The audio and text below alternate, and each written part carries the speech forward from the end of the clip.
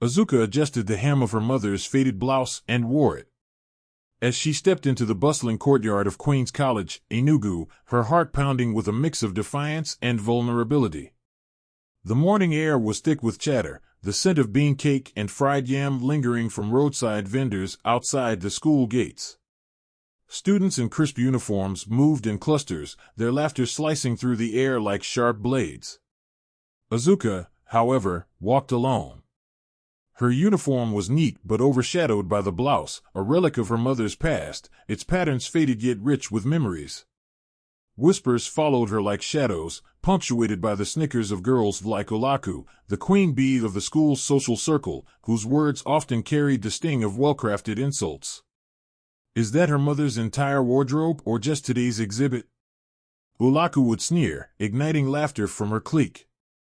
But Azuka, eyes fixed ahead, bore the weight of their mockery with quiet grace. Her refuge was the dusty library tucked behind the science block, where the world faded, and she could lose herself in the pages of forgotten tales. Here, she dreamed not of popularity but of escaping the narrow corridors of judgment that defined her daily life.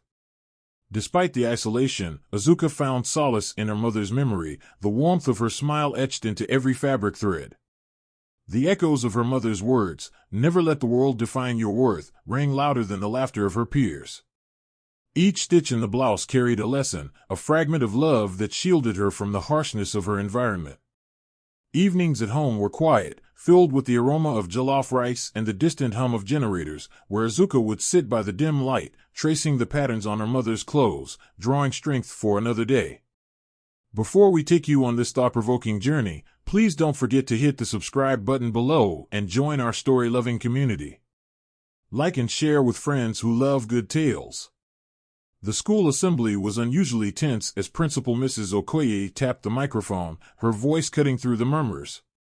This year's talent showcase will be the biggest yet, with scouts from top universities attending. Excitement rippled through the crowd like an electric current. For most students, it was a chance to shine, to dance, sing, or display talents polished by years of privilege.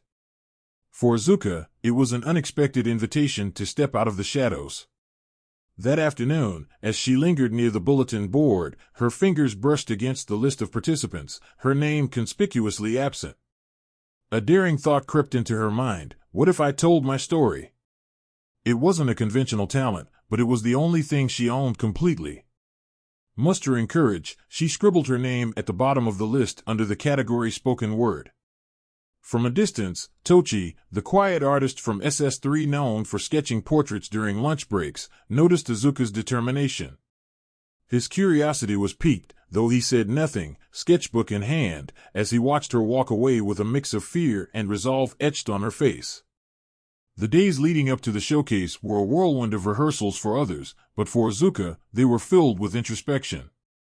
She spent hours under the old mango tree, scribbling notes, tearing pages, trying to find the perfect words to express her journey. The weight of her decision bore heavily, yet a flicker of hope ignited within her. Tochi often found himself nearby, sketching silently, his eyes occasionally drifting towards Azuka, wondering what story she carried within. The day of the talent showcase arrived with the campus buzzing like a disturbed beehive. The school hall was transformed with vibrant drapes and colorful stage lights, the air thick with anticipation and nervous energy.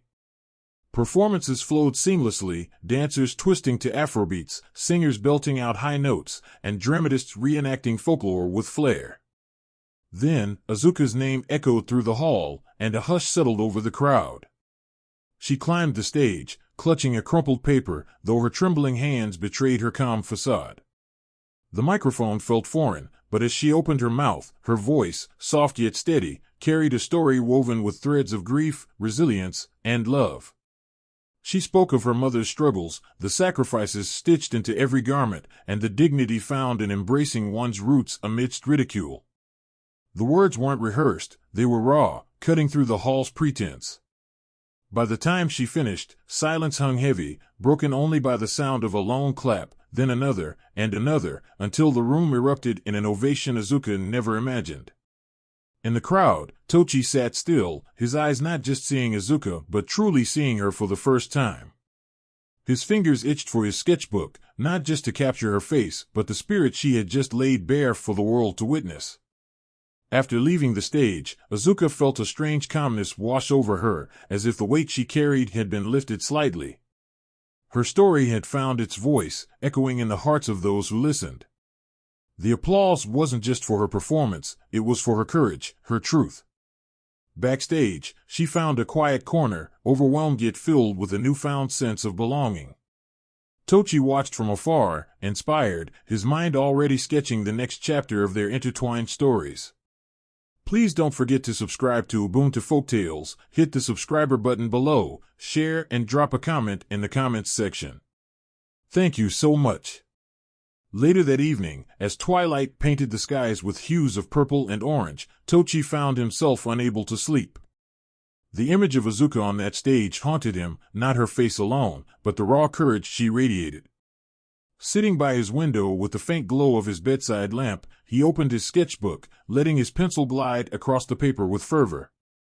Lines blurred into shapes, shading breathed life into textures, and before dawn, he had captured not just Azuka's likeness but her essence, resilience wrapped in faded. The portrait was more than art, it was a tribute, a silent applause he hadn't given loud enough. Days later, Tochi's friend Emeka, impressed by the artwork, took a photo and shared it on social media with the caption, "Not all heroes wear capes, some wear memories." The post exploded overnight, gathering likes, shares, and heartfelt comments from strangers who felt connected to Azuka's unspoken story. By morning, Azuka had no idea that her life was about to change again. She noticed whispers and stares in the hallways, but this time they felt different, not the sharp edges of mockery, but the soft curiosity of admiration. Messages flooded in, some from people who saw their own struggles reflected in her resilience, others simply awed by the courage in Tochi's artwork. Despite the sudden attention, Azuka remained grounded, unsure how to navigate the shift from invisibility to recognition. When Azuka arrived at school, she noticed the stares were different. Gone was the sneering amusement, now there was curiosity, awe even. Whispers followed her, but not laced with malice. It wasn't until Lulaku, with her ever-present smirk now replaced by thinly veiled envy, shoved her phone in Azuka's face that she saw the portrait, her portrait, circulating online. #ResilienceInFabric trended, accompanied by messages from people inspired by the story behind the faded clothes. At first, Azuka felt exposed, vulnerable in a way she never anticipated. But as the comments poured in, stories of others who faced ridicule, people sharing how they found strength in their struggles, Azuka realized something profound: her pain had become a beacon for others. The painting was later featured in a local art exhibit, drawing more attention to her story. And somewhere in the background, Tochi watched quietly, content that his art had spoken the words he couldn't find. The experience transformed Azuka's perception of herself. No longer just the girl in faded clothes, she became a symbol of resilience and authenticity. Invitations to speak at events followed, and though overwhelming, each opportunity helped her reclaim the narrative of her life, adding new layers to the story she once thought unworthy of an audience. A week after the exhibit, Tochi finally approached Azuka. It was after school, under the old mango tree near the library, a place she often retreated to. He didn't carry his sketchbook this time, just himself, nervously adjusting the straps of his backpack. "I didn't mean to invade your story," he started, his voice low but sincere.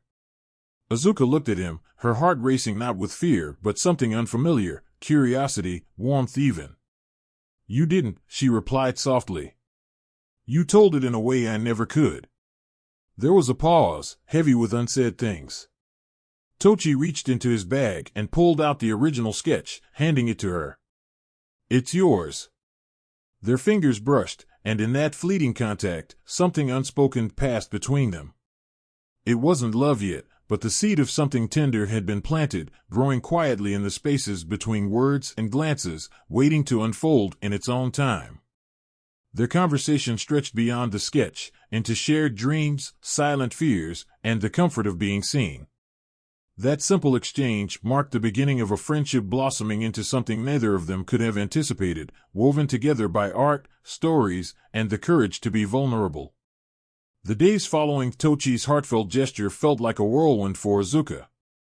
The once unnoticed girl in Faded had become a symbol of resilience, her story echoing through social media posts, art galleries, and even local news outlets. However, with attention came discomfort. Azuka found herself walking through hallways where familiar faces now wore unfamiliar expressions: admiration, curiosity, envy.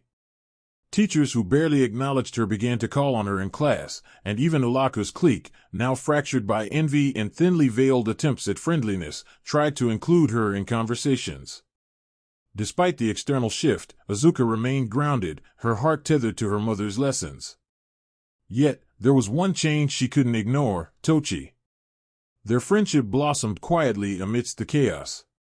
They shared stolen moments under the mango tree, exchanged notes filled with sketches and poetry, and found comfort in each other's presence. Their connection grew deeper, woven with laughter, shared silences, and the understanding that they saw each other beyond the noise. Azuka began to realize that her story wasn't just about survival, it was about growth, healing, and the unexpected ways people can find their way into your heart. The subtle shifts in their dynamic were hard to ignore: the way Tochi's eyes lingered a little longer, the warmth in his smile when he spoke to her, and the quiet comfort they found in each other's presence.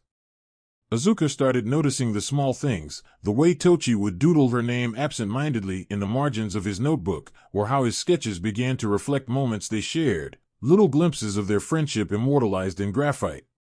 Their bond grew stronger with each passing day, unspoken feelings simmering beneath the surface, leaving Azuka wondering if what they had was simply friendship or the beginnings of something more profound.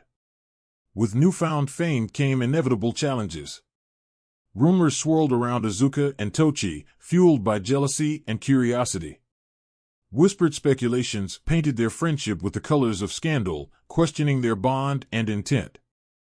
The weight of public scrutiny tested Azuka's strength in ways bullying never had. She grappled with the invasive gaze of peers and the suffocating expectations that came with being a symbol. Tochi, ever the silent anchor, stood by her side, his presence a reminder of authenticity amidst the noise. Their friendship faced turbulence, not from within but from the external pressures trying to redefine what they shared. In moments of doubt, they found solace in each other's unwavering support. Azuka learned that while stories could inspire, they could also be distorted. Yet, the truth of her journey remained unshaken, rooted in the authenticity of her experiences and the genuine connection she had with Tochi. The rumors grew louder, casting shadows over their quiet friendship, and Azuka found herself questioning if she was strong enough to withstand it all. Tochi, ever patient, reassured her with simple gestures, a comforting glance, a supportive note slipped into her locker, a shared silence that spoke volumes. Their friendship became their refuge, a safe haven from the swirling storm of gossip and judgment. And in those moments of vulnerability, Azuka realized that their bond was unbreakable, forged not in the absence of adversity but in its presence. Amidst the chaos, an unexpected invitation arrived, an opportunity for Azuka to speak at a national youth conference. The thought terrified her. Standing before her school was one thing, addressing a national audience was another. Doubt crept in, whispering fears of inadequacy. But Tochi, with his quiet wisdom, reminded her of the strength she carried. "Your story isn't just yours anymore. It belongs to those who find hope in it," he said. With his support, Azuka embraced the challenge. She poured her heart into her speech, revisiting painful memories and reflecting on the journey that brought her to that moment. The day of the conference, she stood on stage, her voice trembling but determined. As she spoke, she saw faces light up with recognition and empathy. Her words resonated, not because they were perfect, but because they were real. That day, Azuka reclaimed her narrative, not just as the girl in faded clothes, but as a beacon of resilience and hope. The applause that followed was thunderous, but it was the quiet nods and tear-filled eyes in the crowd that mattered most. Backstage, Tochi was waiting, his presence a grounding force amid the overwhelming emotions. Their eyes met, and in that moment, words were unnecessary. They had both grown, not just in their individual journeys, but in the space they held for each other. The experience was transformative, solidifying Azuka's belief in the power of vulnerability and the importance of sharing one's truth, no matter how messy or painful it might be. Life after the conference wasn't a fairy tale. Challenges persisted, but Azuka faced them with newfound confidence. Her bond with Tochi deepened, blossoming into a quiet, tender romance rooted in mutual respect and shared dreams. They navigated the complexities of young love with the same authenticity that defined their friendship. Azuka continued to write, her words capturing the essence of her journey and inspiring others to embrace their stories. She learned that resilience wasn't about erasing scars, but wearing them with pride. Her mother's faded remained a part of her, a testament to love, struggle, and the beauty of imperfection. And as Azuka walked through life, she realized that her story wasn't defined by the clothes she wore, but by the courage to be unapologetically herself. The pages of her life continued to turn, each chapter filled with lessons, love, and the enduring power of authenticity. She and Tochi grew together, supporting each other through triumphs and failures, their bond a testament to the beauty of genuine connection. Their love story was not marked by grand gestures, but by the quiet moments, a shared look, a comforting hand squeeze, a heartfelt note tucked between the pages of a journal. As Azuka looked back on her journey, she understood that her story was still unfolding, shaped not just by the moments of glory, but by the resilience forged in the face of adversity and the love nurtured in the simplest of gestures. Thank you for watching. Please hit the subscribe button, share this story with someone, like the video, and tell me about your thoughts in the comments section.